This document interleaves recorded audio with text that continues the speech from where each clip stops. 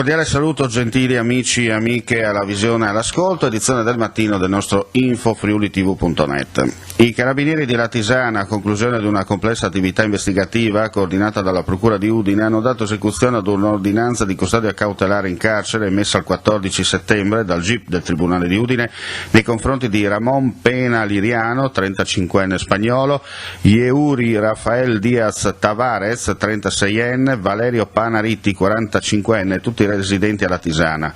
Le indagini hanno consentito di far luce su numerosi episodi di spaccio di sostanze stupefacenti avvenuti nel periodo fra ottobre 2019 e luglio 2020 nella zona della Bassa Friulana.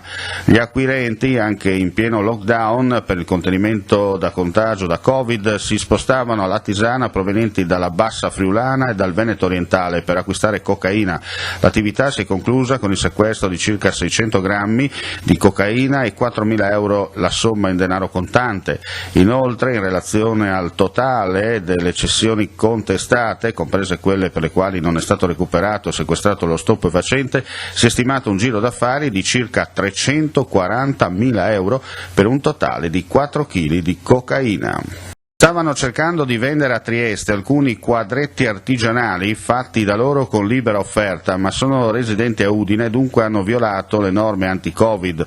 Per questa ragione sono stati sanzionati dalla polizia e nei loro confronti sono stati emessi fogli di via obbligatori e rimpatri da altri comuni. È accaduto ieri pomeriggio in via delle Torri, nel capoluogo regionale. 2 giovani di 20 anni sono stati notati da una volante della questura che li ha fermati, identificati e non ha rilevato alcun stato di necessità o di urgenza che motivasse il trasferimento da un altro comune. Una scossa di terremoto è stata registrata nella notte in Carinzia. La terra ha tremato a circa 7 km a sud-ovest di Villach, il magnitudo di 2.6 della scala Richter. Il movimento è avvenuto a circa 17 km da Tarvisio e a 100 km di profondità come ipocentro. Non si sono registrati danni a persone o cose. Certamente tanta paura per chi ha avvertito la scossa.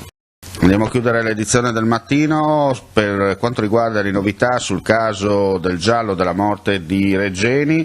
La Procura di Roma è pronta a chiudere le indagini a carico di 5 appartenenti ai servizi segreti egiziani accusati del sequestro di Giulio Regeni. Lo ha comunicato il procuratore Michele Prestipino al procuratore generale d'Egitto Hamada Al-Savi in un incontro che si è tenuto in videoconferenza. E con questa notizia è tutto, chiudiamo qui la pagina informativa del mattino, ci sentiamo nel primo pomeriggio con gli altri aggiornamenti.